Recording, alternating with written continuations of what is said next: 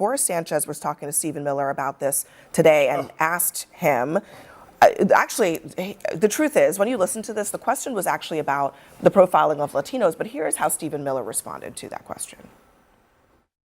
He also says that you are profiling, that you're targeting black and brown people, even those who turn out to be here legally. What's your response?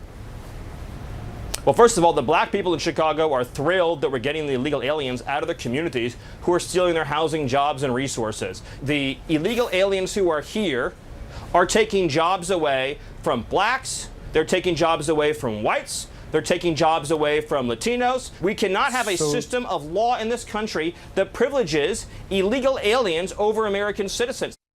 I love the idea that Stephen Miller has a pipeline to the black community in Chicago and knows what black people in Chicago are thinking.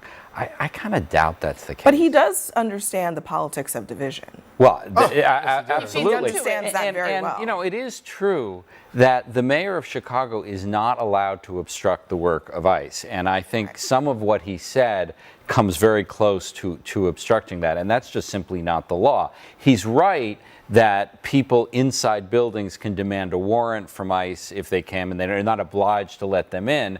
But it is also true that you know, you can call yourself a sanctuary city or whatever you want, but under the law, a locality is not allowed to interfere with the work of ICE, much as they want interfering, just to say that you can't use this particular property of ours that the city owns to launch your facility. Now, whether that means they can, if they're engaging in some other activity and they happen to be on there, you can decide that because you're the professional expert on this. But I don't think they're talking about interfering. I think they're just talking about making sure that their property isn't being used for that purpose. It's the same reason. I mean, I lived in Los Angeles for 4 years, where Trump sent in national troops, and I'm sending National Guard troops, and you know they used the same justification. They had to do this because supposedly there was some great calamity that didn't exist, and they accused people of interfering with the facility, the federal building in downtown Los Angeles, and there's no interference. What Trump does is he creates a provocation, and then people respond to that. I got to disagree with you on that. De-escalating. I'm also in LA, and the protests against ICE in LA got super violent. They were literally throwing cinder blocks at LAPD. After Trump sent in, I was there every single day reporting on the ground. That's fair. It was after the federal building. It was after Trump sent the federal. But that's my point, Anna. Trump creates a crisis, and this is what happened in Portland. I saw the pictures in Portland a few days ago. There were like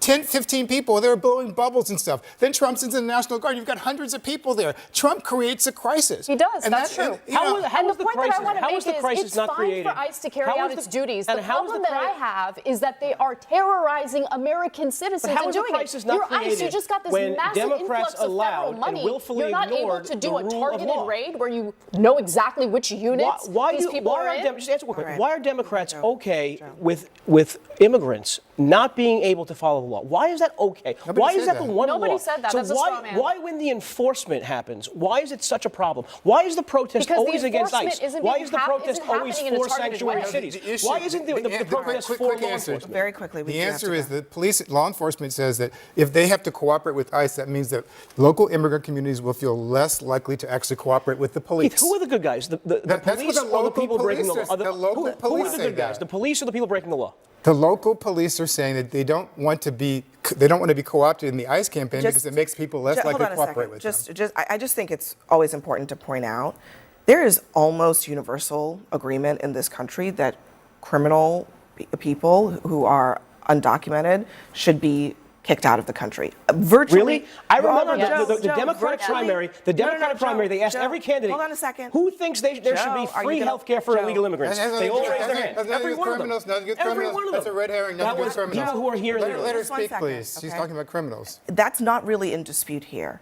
But what has also happened over the last 9 months is that there are people going into courthouses to follow the legal procedures, having their cases administratively closed, and then getting arrested right outside the courthouse doors. So there's both things happening. Yeah, they are going after criminals, but they're actually going after a lot of people who are not criminals as well, and that is what's building the heat in this country in terms of the antagonism between law enforcement and regular Americans, because a lot of this is regular Americans who are frustrated. If there's a gang on a street corner that the police know there's shootings, and they roll up on the street corner, are they not going to stop and frisk everyone? If there is a gang on the street corner, they should go after the gang on the street corner. And nobody disputes that.